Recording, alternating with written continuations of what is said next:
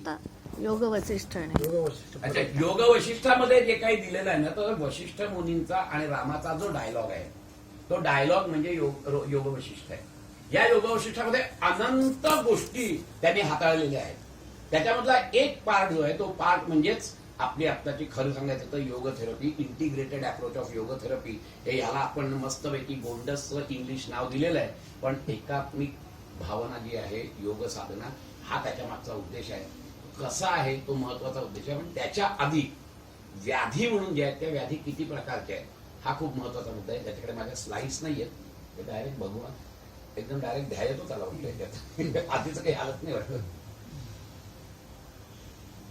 हे नंतर घ्यायला लागेल तर आपण. आता याच्यामध्ये आपण जर बघितलं ना तर व्याधी ह्या दोन प्रकारच्या आहेत. व्याधी म्हणजे रोग. दोन प्रकारच्या व्याधी वशिष्ठ मुनींनी सांगितले. एक आधीज व्याधी आणि एक अनाधीज व्याधी. अनाधीज व्याधी याचा अर्थ त्याचा जो उगम आहे तो उगम बाहेरच्या परिस्थितीमुळे आलेला आहे. उदाहरणार्थ पोल्युशन, ऍक्सिडेंट, कळलं की नाही, हे जे सगळे प्रकार आहेत हे सगळे प्रकार म्हणजे अनाधीज व्याधीचे आहेत की ज्याचा मनाशी किंवा तुमच्या विचारांशी संबंध नाहीये. मग हे येतात कुठून? आपल्या प्रत्येक फिलॉसॉफीमध्ये प्रत्येक प्रश्नाला उत्तर आहे. लगेचचा प्रश्न तोच येतो, मग यालाच का झाला ऍक्सिडेंट, मला का नाही झाला ऍक्सिडेंट, मी पण त्यावेळेला तिथेच होतो रस्त्यात, मला का नाही झाला ऍक्सिडेंट. आहेत प्रश्न. त्याला उत्तर आमच्या फिलॉसॉफीत असं आहे की हे त्याचं प्रारब्ध आहे. प्रारब्ध कर्म हेच त्याला फक्त कारण आहे, बाकी दुसरं काहीही कारण नाही. प्रारब्ध आहे. आणि मग त्याला काय उपाय आहे? कारण त्याला उपाय काय, नाहीतर मग लॉजिकली काय सांगाल तुम्ही? चला आपण बाजूला ठेवू, आपलं शास्त्र खूप चांगलं आहे वगैरे, आपण सगळं बाजूला ठेवू, forget it. But now you have to find out the solution. Why? की मी सेम सिच्युएशन आहे परंतु त्याला ऍक्सिडेंट झाला आणि मला नाही झाला. किती सांगा, सगळं सेम आहे. अजून एक उदाहरण देतो.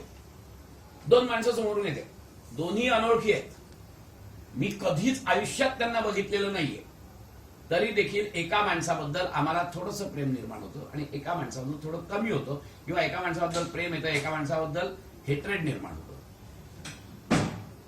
You have to answer that. असं का होतं? दोन्ही माणसं नवीन आहेत, दोन्ही माणसांना पहिल्यांदा बघितलंय, दोन्ही माणसांचे स्वभाव मला माहित नाहीत, त्यांची घराणी मला माहित नाहीत, काही माहित नाही, बट स्टील इट हॅपन्स. आपले विचार असतात. कुठले विचार? म्हणजे समोरच्याकडे बघण्याचा आपला जो विचार असतो, पण समोरच्याकडे पहिल्यांदा बघताय.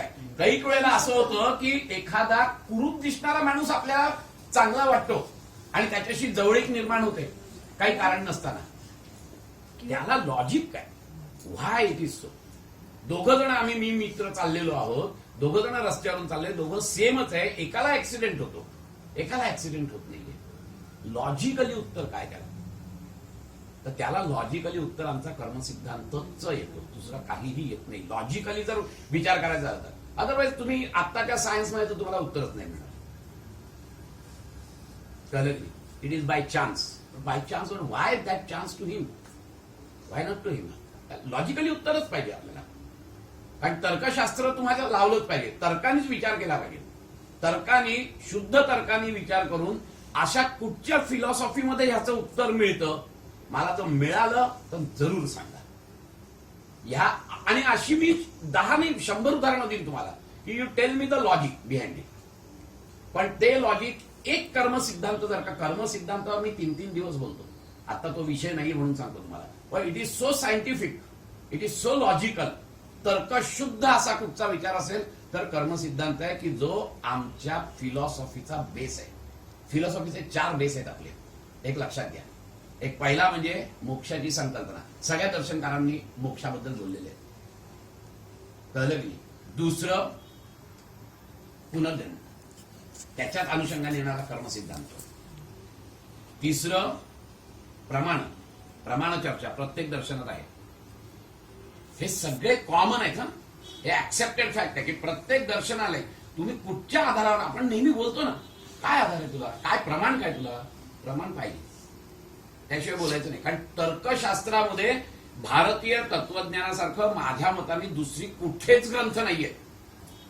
शुद्ध तर्कशास्त्र जर कुठे बघायला मिळेल तर तुम्हाला या दर्शनांमध्ये बघायला मिळतं. कारण ते जे डेव्हलप झालंय ना ते वादी प्रतिवादीमुळेच डेव्हलप झालेलं आहे. वादी प्रतिवादी म्हणजे उगीच आपलं जसं केजरीवाल आणि हे करतायत मोदींच्या विरुद्ध, त्याला वादी प्रतिवादी नाही म्हणत. वादी प्रतिवादीमध्ये माझं एखादं दर्शनमध्ये जर का मला फॉल्ट असेल असं वाटलं तर मी त्या दर्शनाचा आधी प्रचंड सखोल अभ्यास करतो आणि नंतर मग त्याचं कसं चूक आहे नुसतं सांगत नाही, तर कसं पाहिजे हे मी माझं तयार करतो, मत ते मांडतो. ते मांडल्यानंतर तो जो जुना दर्शनकार असतो ना तो म्हणतो अरे ह्यांनी असा आक्षेप घेतलाय माझ्या दर्शनावर आणि it seems to be okay. मग तो त्याचं दर्शन अजून सुपर फाईन ट्यून करायचा प्रयत्न करतो. मग तो केल्यानंतर मग हा पण म्हणतो अरे यांनी असं उत्तर दिलं, मग हा याचं फाईन. असं ते वादी प्रतिवादी पद्धतीने आमची सगळी दर्शनं अशी क्लास झालेली आहे की एक दर्शन वाचलं की असं वाटतं हा हेच बरोबर आहे. मग दुसरं अद्वैत वेदांतासारखं नाही, अद्वैत वेदांतासारखा दुसरं हे नाही, फिलॉसॉफी नाही. मग सांख्यवाद नाही, सांख्य अल्टिमेट आहे. तुम्ही कुठचंही दर्शन घ्या इतकं ते फिलॉसॉफी तर्कशास्त्राला धरून असतं, कारण सगळी दर्शनं आमची फाईन ट्यून केलेली आहेत ह्या प्रकारामुळे. केजरीवाल आणि राजीव गांधी सारखं नाही कोणी उगीच हे करत. वाद प्रतिवाद म्हणजे ते तसे नाहीये. तर माझं दर्शन किती फाईन होईल याच्यासाठी तो त्या दर्शनाचा अभ्यास करतो, दुसऱ्या दर्शनाचा, आणि मग माझ्या दर्शनात बदल करतो. त्यामुळे तर्कशास्त्राच्या दृष्टीने ह्या अनादिज व्याधीला फक्त आणि फक्त एकच उत्तर मिळतं आणि ते म्हणजे प्रारब्ध. आणि ह्याला औषध काय? प्रत्येकाला औषध पण पाहिजे. तर याला मणी, मंत्र आणि औषध असे 3 प्रकार वशिष्ठ मुनींनी सांगितले की हे बाहेरच्या याला तुम्हाला औषध द्यायला पाहिजे. मणी किंवा स्टोन्स ज्याला आपण म्हणतो ना, कारण हे कसे वर्क करतात तर हे प्रत्येक स्टोनचं मी मागे सांगितलं त्याप्रमाणे की it has got certain vibratory power. त्या व्हायब्रेटरी पॉवरचा आणि तुमच्या शरीराची जी नॅचरल व्हायब्रेशन्स आहेत ह्याचा मेळ जर बसला तर there is a soothing action. त्यामुळे हे होतं. त्यामुळे ह्याला हे औषध त्यांनी सांगितलंय. दुसरा प्रकार कुठचा आहे? एक आधीज व्याधी झालं, अनाधीज व्याधी. दुसरा प्रकार आहे आधीज व्याधी. आधीज व्याधीचा जो उगम आहे तो उगम तुमच्यातच आहे. म्हणजे तुमचंच अज्ञान, तुमचेच मनातले विचार, तुमच्याच मनातल्या भावना, हे सगळे आहे. मग त्याचे 2 प्रकार परत केलेले आहेत, एक सार आणि एक सामान्य. आता सार म्हणून जी व्याधी आहे ना ही जवळजवळ सगळेच जण त्यांनी व्यापलेले आहेत. सार व्याधी म्हणजे कुठची? तर जन्म मरणाची भीती सगळ्यांनाच आहे. आपण पातंजल योगसूत्रात पण सांगितलंय की विद्वानाला सुद्धा त्याची भीती आहे. अभिनिवेश क्लेश जो आहे तो अभिनिवेश क्लेश तोच आहे की विद्वानाला सुद्धा त्याची भीती आहे. त्यातून कोणी सुटतच नाहीये. पण हा रोग आहे, कारण दुःख आहे.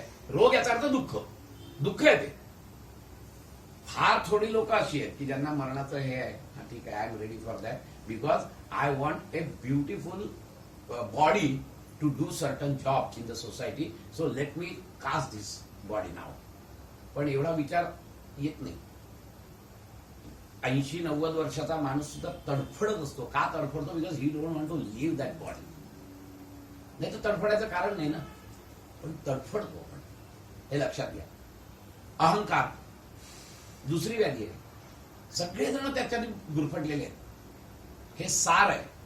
अहंकार, मृत्यूची भीती, षड्रिपू, हे सगळे येतायतच. कारण अहंकार आला की त्याच्या मागे आलीच ही पिल्लावर, कळलं की नाही? इंजिन आलं की इंजिनाच्या मागून डबे हे आले 6. एक इंजिन तगड आहे, त्याच्या मागे 6 डबे येणारच आहेत षड्रिपूंचे. मग याला उपाय काय आहे? तर ह्याला आता हे कशामुळे झालंय? तर हे अविद्येमुळे झालंय. कारण आपल्याला माहित नाहीये की जीवन कशासाठी आहे. पूर्णपणे अविद्या, इग्नरन्स आहे. मला जीवनाचा अर्थच कळलेला नाहीये, ही बॉडी कशासाठी आहे कळलेलं नाहीये, हे मन कशासाठी आहे कळलेलं नाहीये, आणि त्यामुळे हे सगळं झालेलं आहे. मग ह्याला उपाय काय? तर याला फक्त आणि फक्त एकच औषध, ते म्हणजे आत्मज्ञान. दुसरा काहीही नाही. आत्मज्ञान झाल्यानंतर या रोगातून माणूस नक्की मुक्त होतो.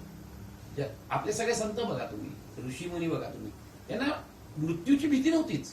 कारण त्यांना माहिती होतं की ये एक कड़ी है खाली, इसके बाद में दूसरी है, ऐसे बहुत सारी है कड़ी, उसमें से एक कड़ी अभी जो मैं जी रहा हूं. त्यामुळे त्यांना ती भीती नव्हती. अहंकार नव्हता त्यांचा, गेलेला होता अहंकार. आणि त्यामुळे ते ज्या सच्चिदानंदामध्ये वावरत होते तो सच्चिदानंद ते आत्ता उपभोगत होते.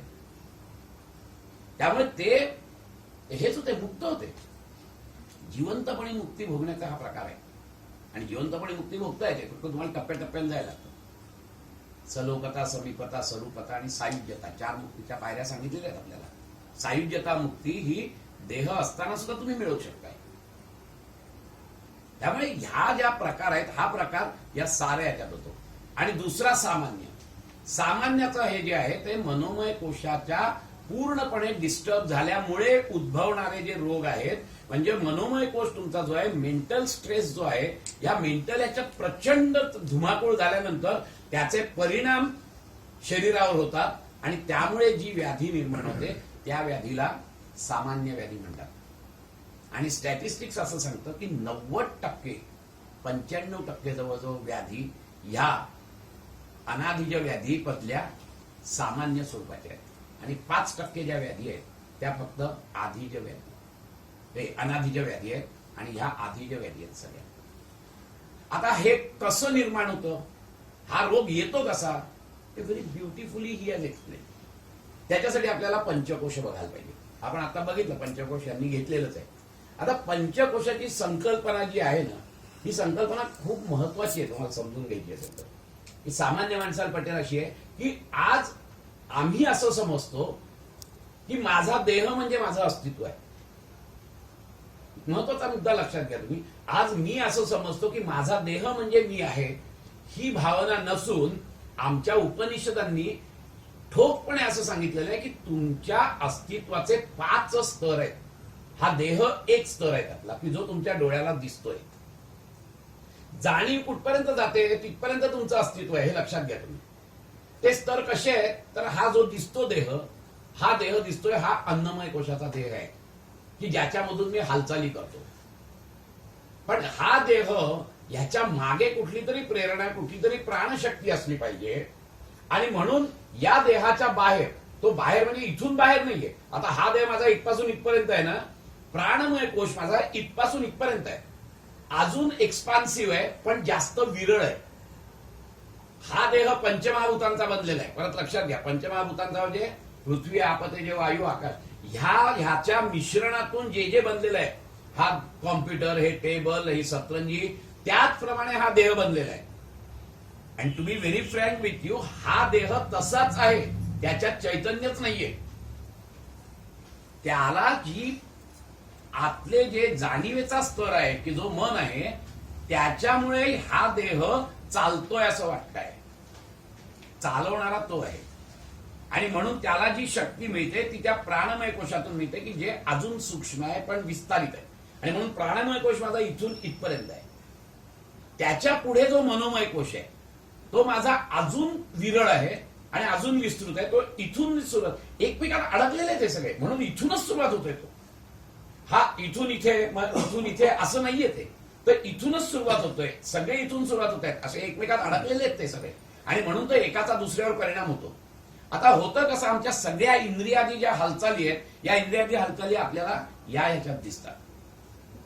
आता जाणीवेचा स्तर जो असतो, तो जाणीव, मला इथे टोचलं, इथे टोचलं म्हटल्यानंतर ताबडतोब इथून नर्वस सिस्टीमनी मेंदूपर्यंत संवेदना गेली, मेंदूला इमिजिएट कळलं आणि मेंदूने लगेच ऑर्डर दिली, बाहेर घ्या. मला जाणीव झाली. जाणीव कुठे झाली? इथे झाली जाणीव, कारण इथे टोचलाय. इथे जाणीव झाली. कळलं कुणाला? मेंदूला कळलं. कसं कळलं? इथे टोचल्यानंतर इथल्या संवेदना मेंदूला गेल्या आणि मेंदूने अनालिसिस केलं की अरे डेंजरस आहे, हात बाहेर काढून. इमिजिएट मोटर ऍक्शनला ऑर्डर केली त्यांनी की बाहेर काढून घ्या. झाले. आता मला तुम्ही सांगा की ते कोणीतरी तुम्हाला इन्सल्ट केला. कुठे केला इन्सल्ट? गुडघ्यात केला, हाताला केला इन्सल्ट, कुठे केला इन्सल्ट? मेंदूला झालं की नाही? जाणीव झाली की नाही? राग आला की नाही तुम्हाला? जाणीव झाली. कोणाला जाणीव झाली? तुम्हाला जाणीव झाली. म्हणजे तुमचं अस्तित्व कुठे झाली जाणीव? या शरीरात झाली का? या शरीरात नाही झाली जाणीव, पण जाणीव झाली. बरोबर आहे ना? म्हणजे याचा अर्थ तुमचं अस्तित्व शरीराच्या बाहेर कुठेतरी आहे. ते कुठे आहे? तर ते मनोमय कोश हा तुमचं जाणीवेचं स्तर आहे. मनोमय कोशामध्ये ते तरंग उठले रागाचे. आता ते रागाचे जसं इथे टोचल्यानंतर इथून संवेदना मेंदूत गेली, तसंच मनोमय कोशामध्ये रागाचे तरंग, कारण ह्या सगळ्या भावनांचे जे तरंग आहेत ना हे मनोमय कोशामध्ये निर्माण होतात तरंगांच्या रूपाने. तुमचा राग, द्वेष, सगळे जे काही भाव आहेत हे सगळे भाव मनोमय कोशामध्ये तरंगांच्या रूपाने येतात आणि मग ते तिथे येतात आणि मग मेंदूला कसे कळतात, कारण जाणीव तर व्हायला पाहिजे ना. त्याशिवाय तुम्ही उलटे बोलणार नाही ना त्याला, की मेंदू ठरवतो, अहंकार ठरवतो. अरे त्याने असं म्हटलं का, बोल त्याला बिंदास. तिथपर्यंत नाही बोलला तर राग येतो आपल्याला, तो राग स्पष्ट होतो. मग कुठे येतो तो, तर ते ज्या वेव्ज असतात त्या वेव्ज तुमच्या इथे जो सायकिक सेंटर असतो त्याला हॅमर करतात, कारण ते एकमेकात गुंतलेले आहे सगळं. अन्नमय कोश, मनोमय कोश, प्राणमय कोश सगळे एकमेकात गुंतलेले आहेत ते. त्यामुळे त्याच्यात वेव निर्माण झाली, ती वेव निर्माण झाली की ती तुमच्या सायकिक सेंटरला थार थार मारते. ते सायकिक सेंटर तो ऍक्टिव्हेट होतो. Psychic centre to hypothalamus there is a perfect connection of nervous system. ते मेंदूला कळतं आणि जाणीव होते तुम्हाला की अरे याने माझा इन्सल्ट केला. नाही तर नुसत्याच वेव्हच्या थ्रू वेव्ह राहिली असती. कळलं की नाही. आता याचा अर्थ असा आहे की आता जाणीव कुठे झाली, शरीराला झाली नाही जाणीव. टोचलं कुठे, शरीराला नाही टोचलं. इन्सल्ट कुठे झाला, पायाला झाला का इन्सल्ट, हाताला झाला का इन्सल्ट, गालाला झाला का इन्सल्ट, कुठे इन्सल्ट नाही झालेला. पण जाणीव तर झाली आहे, कारण तुम्हाला राग आलेला आहे. म्हणजे कुठेतरी तुमचं अजून अस्तित्व आहे या देहाच्या बाहेर, आणि ते अस्तित्व म्हणजे मनोमय कोश आहे. आणि मनोमय कोशातलं अस्तित्व कसं दिसतं, तर मनोमय कोशातलं अस्तित्व हे तरंगांच्या रूपाने असतं. All these are the waves, हे तरंगांच्या रूपाने जात असतं. आणि त्याच्यामध्ये जो आहे तो प्राणमय कोश आहे. मी मगाशी म्हटलं जसं की हा देह आणि हा मोबाईल एकच आहे. ह्या देहाला कार्यरत करण्यासाठी लागणारी जी शक्ती आहे ती प्राणशक्ती या प्राणमय कोशातून फिरत असते. आणि मग ती चक्राच्या माध्यमातून, तो विषय नाही आपला, कधी निघाला तर खूप डिटेलमध्ये याचा मी सांगेन. पण तुमचे फक्त पंचकोश क्लिअर करतोय मी तुम्हाला की कशा पद्धतीने असतात ते पंचकोश. आणि त्यामुळे ती प्राणशक्ती सुद्धा इथूनच फिरते. ती जशी आपली ब्लड सर्क्युलेटरी सिस्टीम आहे ना, की छोट्या छोट्या कॅपिलरीज सगळीकडे पोचलेल्या असतात, तशी ही प्राणशक्तीचं जाळ्यातून म्हणजे चॅनल्स मधून, त्या चॅनलला नाडी म्हणतात. शरीराच्या प्रत्येक अगदी इथपर्यंत सुद्धा पोचलेल्या आहेत त्या. आणि जिथपर्यंत ती पोचते तिथपर्यंत ती संवेदना आहे. कारण nervous system by itself cannot work. तुम्ही नीट लक्ष द्या, हे नर्वस सिस्टीम हा शरीराचा भाग आहे, अन्नमय कोशाचा भाग आहे. अन्नमय कोशाच्या भागामध्ये स्वतःची जाणीव नाही. तिथे प्राणशक्ती पोचते, त्यामुळे ती संवेदना जाते. त्या प्राणशक्तीमुळे तुमची नर्वस सिस्टीम ऍक्टिव्हेट होते. त्या प्राणशक्तीमुळे तुमची डायजेस्टिव्ह सिस्टीम ऍक्टिव्ह होते. त्या प्राणशक्तीमुळे तुमची रेस्पिरेटरी सिस्टीम ऍक्टिव्ह होते. तसं जर नसतं तर हा प्राण मी निष्प्राण झाल्यानंतर मी त्या याच्यातून आपल्या श्वसन मार्गामध्ये मी जर का ऑक्सिजन पंप केला तर मी जिवंत नाही होत. हे लक्षात घ्या. आपल्याला वाटतं की श्वास घेऊन मी श्वास सोडून, मी ऑक्सिजन घेऊन मी ऑक्सिजन सोडून मी जिवंत आहे. तसं होत नाही. तर ते तुमच्या फिजिकल बॉडीला ऑक्सिजनची रिक्वायरमेंट आहे, पण ती रिक्वायरमेंट कोण पुरवत आहे? श्वसन मार्ग नाही पुरवत आहे, त्याच्या मागे असलेलं चैतन्य पुरवत आहे, त्याच्या मागे असलेलं प्राण पुरवतोय. आणि जिथपर्यंत प्राण आहे तिथपर्यंत संवेदना आहे. प्राण निघून गेल्यानंतर, मी मागच्या वेळेस सांगितलं तसं की आता मी या देहाला एवढं कोड कौतुक त्याचं करतोय, हा जेव्हा निष्प्राण ह्याच्यातून प्राण निघून गेला की ह्याच्यावरती मनामनाचे आम्ही ओंडके ठेवतो, आग लावून टाकतो, तरी ते हालत पण नाही काही शरीर. कारण संवेदनाच नाहीये, जाणीवच नाहीये तिथे काही. ती जाणीव जी आहे ना, ती जाणीवेचे स्तर ह्याच्या नंतरचे आहेत. त्याच्यातला जो प्राणमय कोश आहे ह्याची जाणीव अजून स्थूल आहे. त्याच्यापेक्षा सूक्ष्म मनोमय कोशाची जाणीव आहे. आणि म्हणून मनोमय कोश प्राणमय कोशाला ऍक्टिव्हेट करतो. आणि मग प्राणमय कोश तुमच्या ह्या ज्या सिस्टीम्स आहेत त्या सिस्टीमला ऍक्टिव्हेट करतो आणि इंद्रियादी हालचाली होतात. आणि म्हणून तर डोळा उघडा आहे, पण तुमचं मन जर तिथे नसेल तर तुम्हाला माणूस दिसत नाही. तो समोरून निघून गेला तरी कळत नाही, जाणीवच नसते. जाणीव हा जो प्रकार आहे ना, हाच ज्ञान देतो. तुम्हाला माझ्या समोरून माणूस गेला ह्याचं ज्ञान होतं म्हणजे काय होतं, तर त्याची जाणीव होते. आणि जाणीवेचा जो स्तर आहे ना, तो ह्या body by itself has no consciousness. Body by itself do not have any energy also.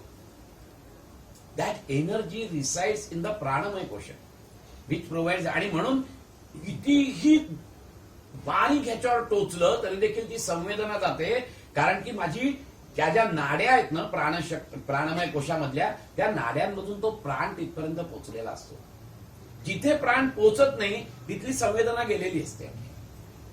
ती संवेदना मेंदूला जात नाही, कारण तिथला तो जो नर्व्स जे असतात ना सेल्स, ते नर्व सेल्स कामच नाही करत, कारण त्याच्या मागे चैतन्य नाहीये.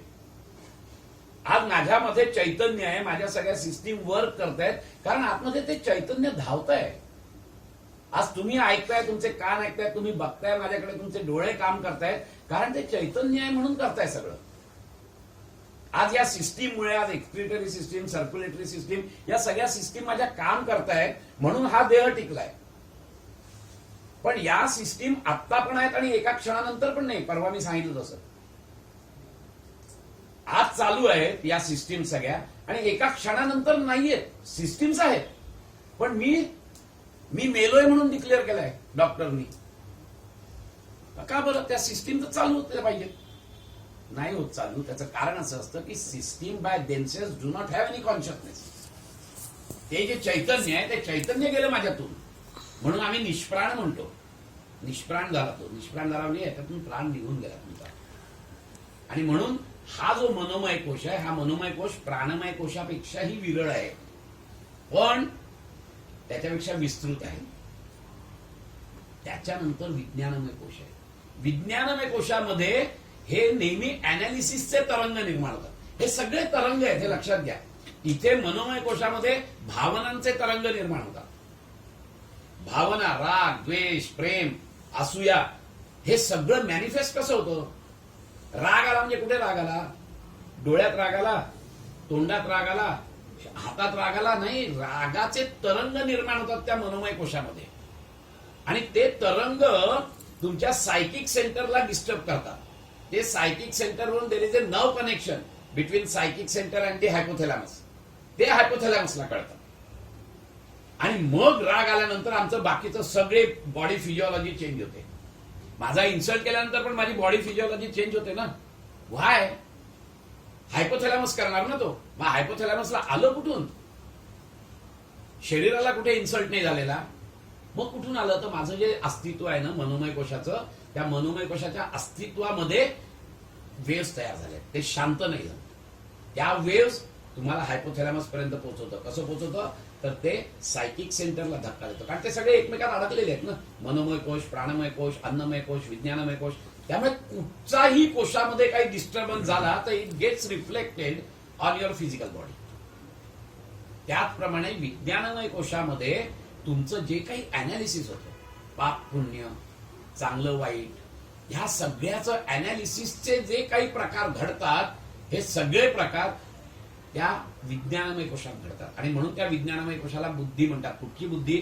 सत्सद विवेक बुद्धी म्हणतात. सत्सद विवेक बुद्धी अशी आहे की त्या कोश जर का तगडा असेल तर तुमच्यामध्ये ही कॅपॅसिटी, जाणीवेच्या स्तरावर ही कॅपॅसिटी निर्माण होते की चांगलं काय आणि वाईट काय. ही निरक्षीर बुद्धी जी आहे, ही निरक्षीर बुद्धी तिथे कंपन पावते विज्ञानमय कोशामध्ये. मनोमय कोशात नाही पावत. मनोमय कोशामध्ये फक्त भावनांचे तरंग राहतात, विचारांचे तरंग राहतात, अनालिसिसचे तरंग नाही राहत.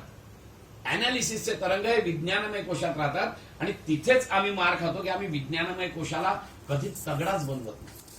विज्ञानमय कोशाचा कधी व्यायामच विज्ञानमय कोशाला देत नाही. आणि जेव्हा हे सगळे कोश एकत्रितपणे काम करतात आणि सक्षम असतात, त्यावेळेला तुमची जाणीव ही आनंदमय कोशाला पोहोचलेली असते. You are now experiencing bliss. तो आनंदमय कोशाचे तरंग त्या आनंदमय कोशात होतात. आनंदाचे जे तरंग निर्माण होतात ना, ते तरंग त्या आनंदमय कोशात निर्माण होतात. Which are very soothing. ते इतके सुदिंग असतात की त्याची जाणीव तुमच्या मेंदूला होते. प्रत्येकाची जाणीव मेंदूला झाल्याशिवाय काहीच होणार नाहीये. या जिवंतपणे तुम्हाला जर जाणीव व्हायची असेल तर ती मेंदूला पोचलीच पाहिजे. नाही, सगळ्या तरंगांचे सिग्नल्स हे मेंदूला पोचतात, आणि मेंदूला पोचतात याचाच अर्थ की तिथे ज्या ज्या घटना घडत आहेत त्या सगळ्या घटना तुमच्या मेंदूपर्यंत कशा येतात? जसं मी सांगितलं तसं टाचणी इथे टोचली तर इथून तुमचे नर्व सिस्टीमनी तुमच्या मेंदूला जातात, पण इथे टोचली तर. पण इन्सल्ट इथे कुठेच नाही होत, अनालिसिस इथे कुठे नाही होत, किंवा गुडघ्यात होतं अनालिसिस, गुडघ्यात नाही. आपण म्हणतो मेंदू गुडघ्यात आहे म्हणून, तिथे होतच नाही.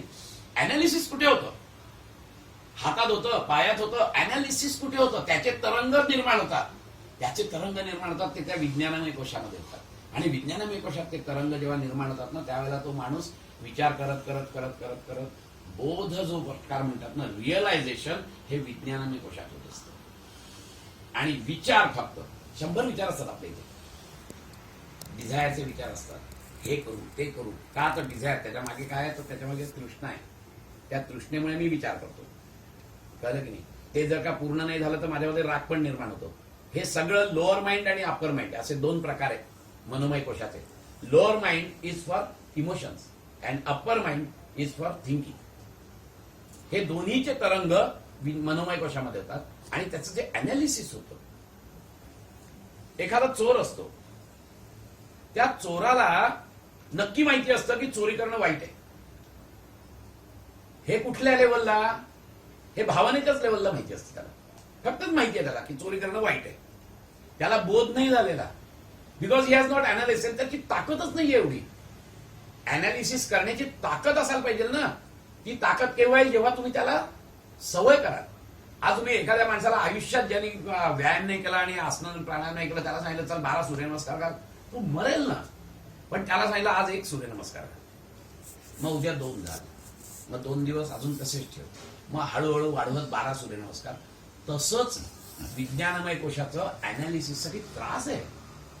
त्याला सवयच नाही अनालिसिस करायची की अरे मी चोरी करतोय, त्याचा काय उपयोग आहे, अल्टिमेटली मला सुख मिळणार आहे का, हे ते अनालिसिस आहे. बरं बाबा मी चोरी केली, मी पकडला गेलो तर काय होणार आहे, ते असं होणार आहे, मग त्याच्यापेक्षा चोरी करणं बरोबर आहे का वाईट आहे, अनालिसिस आहे. असं त्या अनालिसिसची सवय नसते. त्याला चोरीची भावना आहे, मला पैसे पाहिजेत, कारण मनोमय कोशाला अनालिसिसची पॉवर नाही. Mind do not have any power of analysis and discrimination. ते सगळं जे आहे ते सगळं विज्ञानमय कोशावर आहे. आणि म्हणून विज्ञानमय कोश ज्याचा तगडा असतो ना, तो माणूस आपल्या मनोमय कोशाला सांभाळू शकतो. आणि त्याच्यापेक्षा विस्तृत आहे तो, हे लक्षात घ्या तुम्ही. तो दाबू शकतो मनाला आणि मन शरीराला दाबू शकतो. एक साधं उदाहरण देतो तुम्हाला मी. आपल्याला मी माझ्या दिलेले असेल एखाद वेळेस भूक लागलेली असते दोघांना. आईला पण भूक लागलेली असते आणि मुलाला पण भूक लागलेली असते. बरोबर नाही? शारीरिक भूक आहे ही, बरोबर आहे की प्रचंड पोटात कावळे उठलेले आहेत. ताट समोर आलाय. आईचा मनोमय कोशामध्ये प्रेमाची भावना उत्पन्न होते आणि मनोमय कोशाच्या त्या प्रेमाच्या तरंगांमुळे ती सहज रीतीने सांगते बाळा तू जेव, मला नाही, माझे पोट भरलंय. तिचं शरीर बंड नाही करत, किंबहुना तिला भूकच नाही लागत. व्हाय? कारण की मनोमय कोश इतका तिचा तगडा झालेला असतो, प्रेमाने भरलेला असतो की शरीर काहीच नाही करू शकत. मन सांगतं चुप बैस, माझ्या बाळाला जीव दे. आणि मन तिचं बंड नाही करत, शांत असतं मन. तिला किंबहुना आनंद होतो की हा माझं बाळ जेवता येईल. मन शरीर बंड नाही करून उठत त्याचं. कारण का की ह्याच्यापेक्षा विस्तृत हा मनोमय कोश आहे शरीरापेक्षा. तद्वतच मनोमय कोशापेक्षाही विस्तृत विज्ञानमय कोश आहे. विज्ञानमय कोशामध्ये जेव्हा असे सगळे तरंग येतात, अनालिसिस होतं, सगळे अनालिसिस करत करत करत करत करत जेव्हा बोध होतो, त्यावेळेला तो बोध लक्कन प्रकाश पडल्यानंतर विज्ञानमय कोश फुल्ली सांगतो मनोमय कोशाला शटा आणि शांत बसतो. ते डिप्रेस नाही करत, सप्रेस नाही करत त्याच्या भावना. तर त्याला आपसुकच वाटतं आणि मग तीच जी सत्सद विवेक बुद्धी असते, एकदा बोध झाला की ती सत्सद विवेक बुद्धी निश्चयात्मक बुद्धी बनते आणि ती निश्चय करते. ती निश्चय तिने केला बुद्धीनी की विषाद लागली त्या मनोमय कोशामध्ये, भावनेचे तरंग उठतील.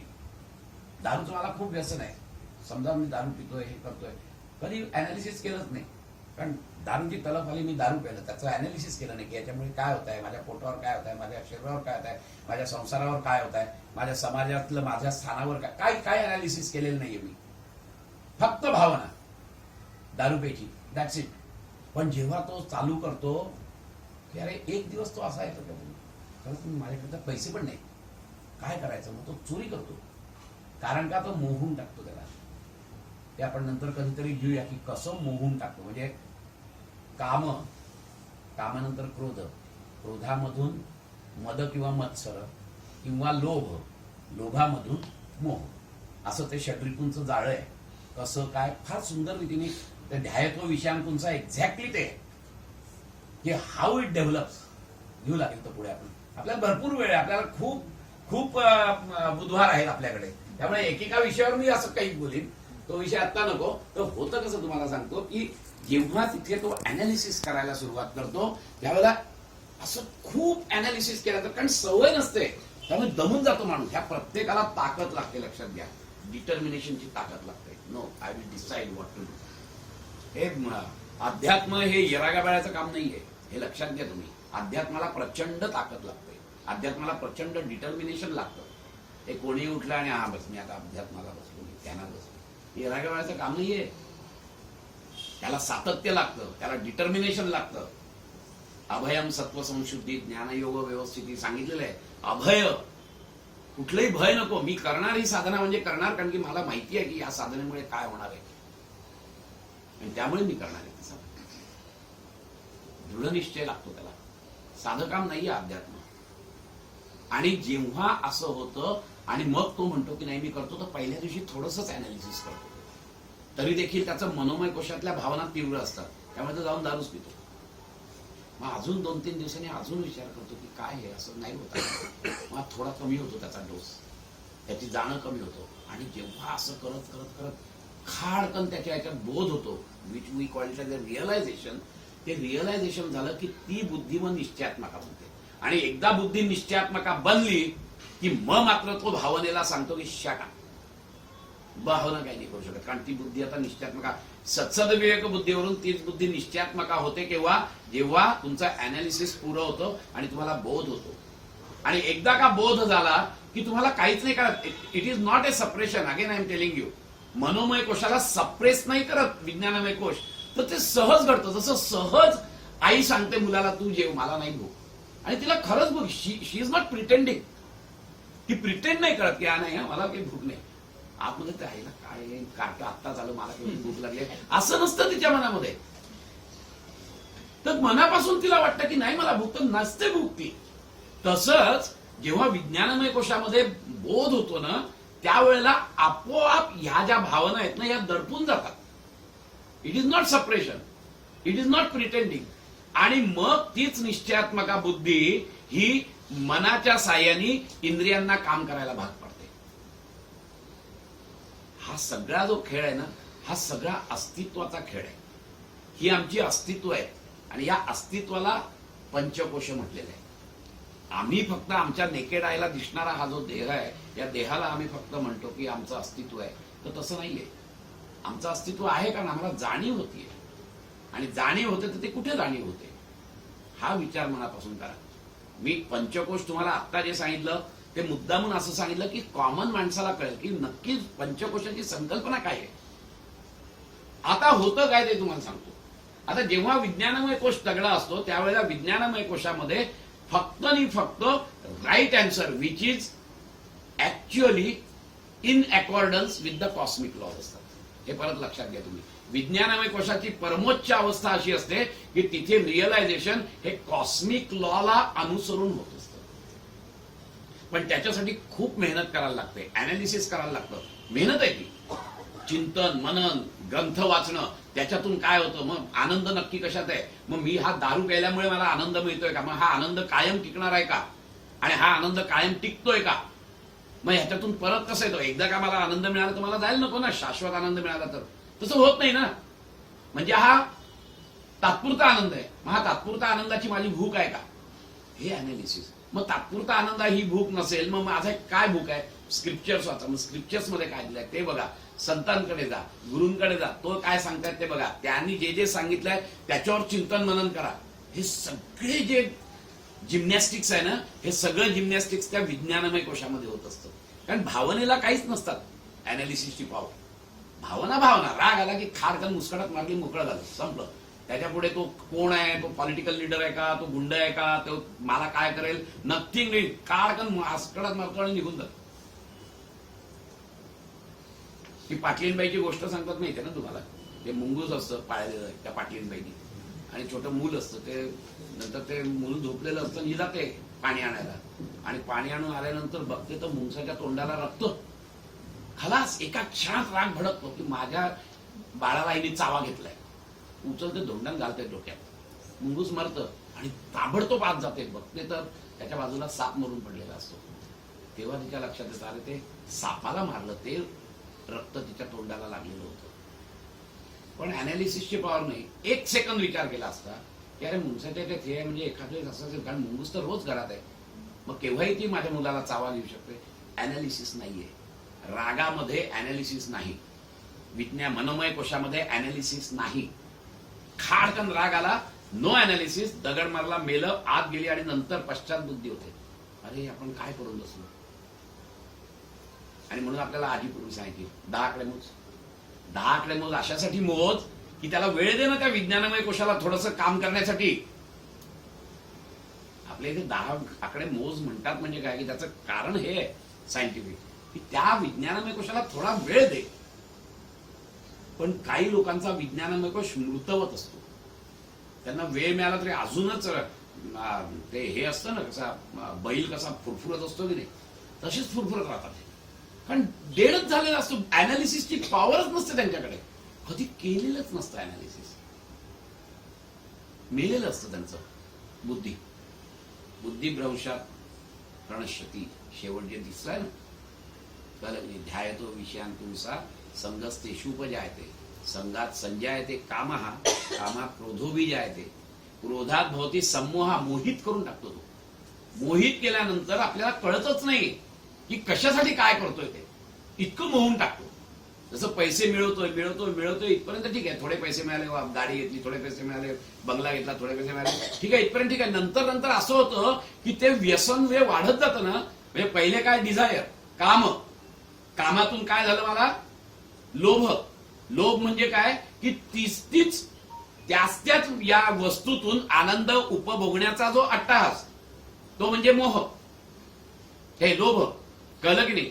आणि त्या लोभाचं परिवर्तन मोहात होतं. म्हणजे काय की नंतर तुमची तुम्हाला मोहिनी घालते ती वस्तू, आणि मग ती वस्तू जेव्हा मोहिनी घालते ना, त्यावेळेला तुम्ही मागचा पुढचा कुठचाच विचार करत नाही, बुद्धीचा जराही विचार करत नाही, आणि तुम्ही सरसकट त्याच्या मागे लागता, आणि तेच तुमचं साधनाचं साध्य बनतं.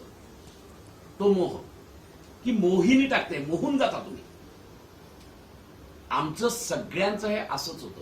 आणि म्हणून आम्ही पैसे कमवले किंवा आम्ही काही जर उपभोग घेतला तर तो पुरुषार्थ नसतो. हे जे मोहिनी टाकण्याचा प्रकार आहे ना, हा प्रकार केवळ होतो कारण की आमची पहिले जिथपर्यंत लोभ आहे ना, थोडीशी बुद्धी जागृत असते. आज पैसे नाही, जाऊ दे तर उद्या घेऊया, पण उद्या घेऊया बरं का, ती तरी असते. पण जेव्हा ती वसन वाढत जाऊन ते लोभातून मोहात गेलं ना, की ही जी सतसत थोडीशी बाकी असते ना, ती पण नाहीशी होते. मग पैसे नाही काय, मग चोरी कर, मग घरातले दागिने विक, बायकोचं मंगळसूत्र, पण दारू पिवली, याला मोहिनी म्हणतात. मोहित होतो. सत्सद विवेकबुद्धी कामच नाही करत. अरे काय चाललंय, कामच नाही करत त्याची सत्सद विवेकबुद्धी. आणि म्हणून क्रोधात भवती सम्मोहात स्मृती विभ्रमा, जी काही बुद्धी असते त्याची विभ्रम पडतो, आणि मग बुद्धिनाशात प्रणश्यती, सर्वनाश होतो. नुसता सर्वनाश नाही होत, तो माणूस पशुपेक्षाही कमीण्यासारखा वागतो. कारण पशु लोक कमीनी वागत नाही, ते त्यांच्याप्रमाणे वागतात, प्रकृतीप्रमाणे वागतात. ते कधी दुसरीकडे ते संस्कृतीत पण जात नाही, ते विकृतीत पण जात नाही. कळलं की नाही? आम्ही माणसं मात्र प्रकृतीवरून संस्कृतीत जाऊ शकतो, तसेच आम्ही विकृतीत पण जाऊ शकतो. प्राणी कधी जात नाही, प्राणी प्रकृती लेवललाच असतात. तो वाघ, त्याचं जेवण झालं सगळं की बाजूला अगदी सुंदर हरिण गेलं तरी काही गरज नाही, शांत असते. कळलं की नाही? किंवा ती हरणं पण बिचारी काही कोणी सभा वगैरे घेत नाहीत की आपण 100 हरणं, तर या वाघाला काय करायचं, काही नाही घेत. ते त्यांचं तसंच असतं इन्स्टिंक्टिव्ह. प्रकृती काय सांगते त्यांना, वाघ आला की पळून जायचं, तर पळून जातात ते. एवढंच त्यांना माहिती आहे. ते विकृतीवर पण जात नाहीत, ते संस्कृतीवर पण जात नाहीत. वाघ विकृतीत जात नाही.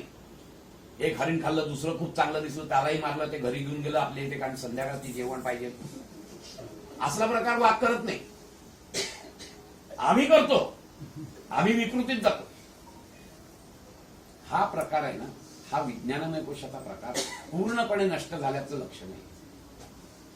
आणि हे कोश सगळे जे आहेत, हे कोश जर नीट राहिले, एकमेकांना हे करून राहिले, तर ते स्वास्थ्य होतं. आणि ते स्वास्थ्य तुम्ही आनंदमय कोशात अनुभवता जाणीवेच्या रूपाने.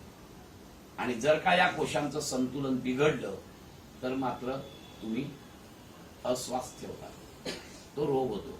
आता हे कसं होतं, तर विज्ञानमय मनोमय कोशामध्ये जे तरंग उठतात, आता आपण बघितलं की हे आतमध्ये मिसळलेले आहेत एकमेकांत सगळे, कारण इथूनच सुरुवात होते सगळी, कळलं की नाही. त्यामुळे इथे जरी दाखवताना असं दाखवलेलं असेल तरी ते आहेत असेच, एक असा असेल, ते आतमध्ये मिसळलेले आहेत. आता मला तुम्ही इमॅजिन करा की मनोमय कोशामध्ये प्रचंड तरंग कायम निर्माण होत आहेत, नॉट पॉझिटिव्ह, निगेटिव्ह, ज्याला आपण युस्ट्रेस म्हटलेलं आहे. डिस्ट्रेस आणि युस्ट्रेस. तर डिस्ट्रेस जे आहे हे जेव्हा निर्माण होतात, ह्या तरंग हे बॅड तरंग आहेत, हे लक्षात घ्या. आणि ह्यांचे जेव्हा तरंग प्रचंड प्रमाणात निर्माण होतात ना, इट ऑलवेज हिट्स दी प्राणमय कोश. आणि प्राणमय कोशाला ते हे करतात, धक्का देत असतात. आणि मग असे प्रचंड तरंग निर्माण झाले आणि ते दिसत नाही. हे सगळे जे कोश आहेत ना, हे सगळे कोश इतके विरळ आहेत. It is with material. हे कसं मटेरियलनी झालंय ना, हवा दिसते का तुम्हाला? पण हवा नाही असं म्हणू शकता का तुम्ही? हवा आहे. तसेच हे कोश पण आहे, हे आपल्याला दिसत नाही. आता मी त्या दिवशी म्हटलं तसं प्राणमय कोश मला दिसू शकतो. मी थोडीशी जर साधना केली, मी सगळ्यांचा प्राणमय कोश बघू शकतो. तसाच मनोमय कोश सुद्धा लोकांना दिसतो. बनकवडी लोक जी असतात ना, त्यांना मनोमय कोश पण दिसतो. आज किर्लियन फोटोग्राफीने तुम्ही फोटो काढू शकता ऑराचा तुमच्या.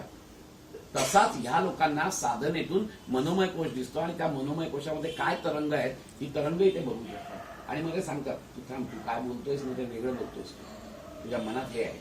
मनकवडे ज्याला आपण म्हणतो, ते मनकवडे हे असतात.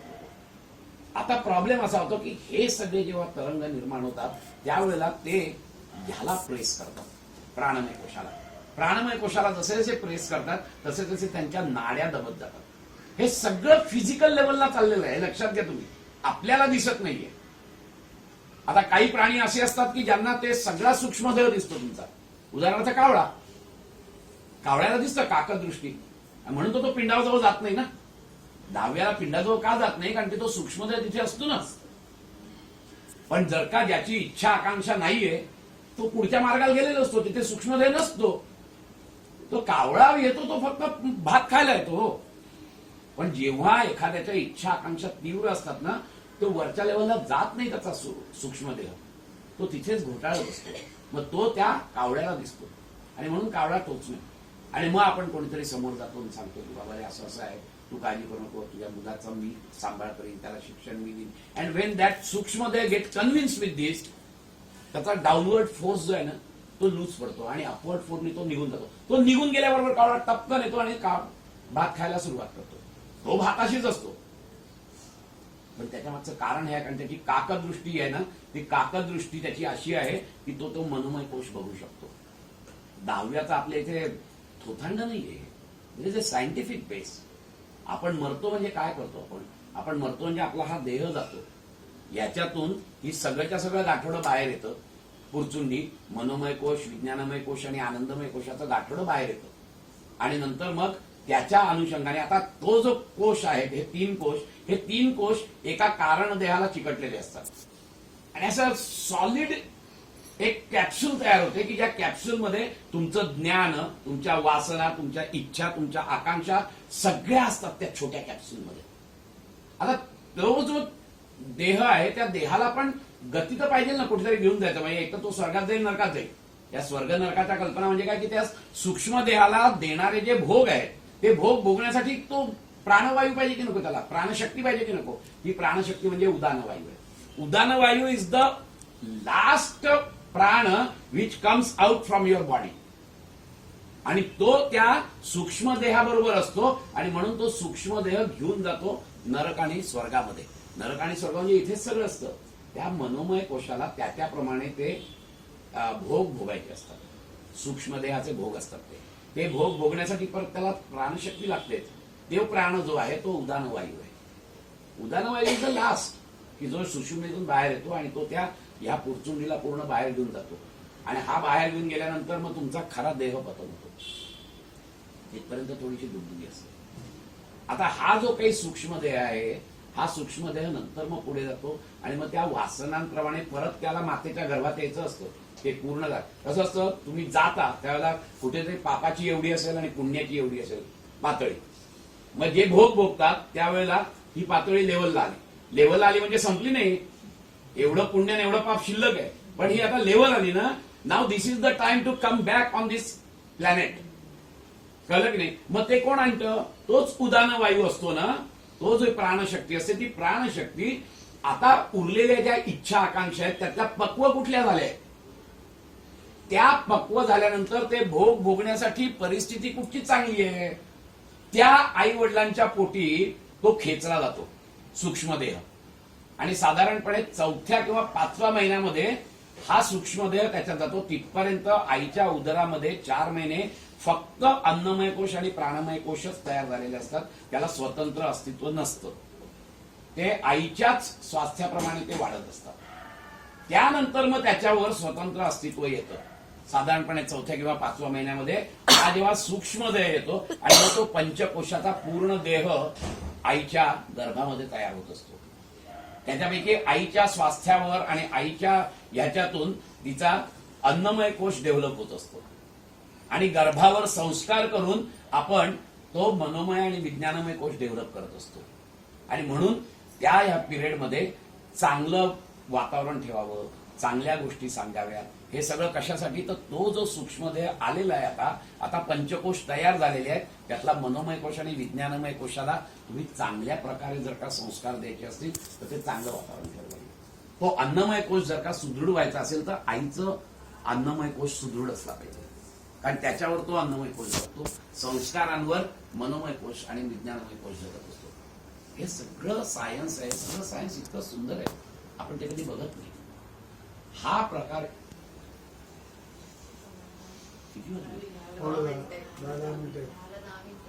आपण किती बोलतोय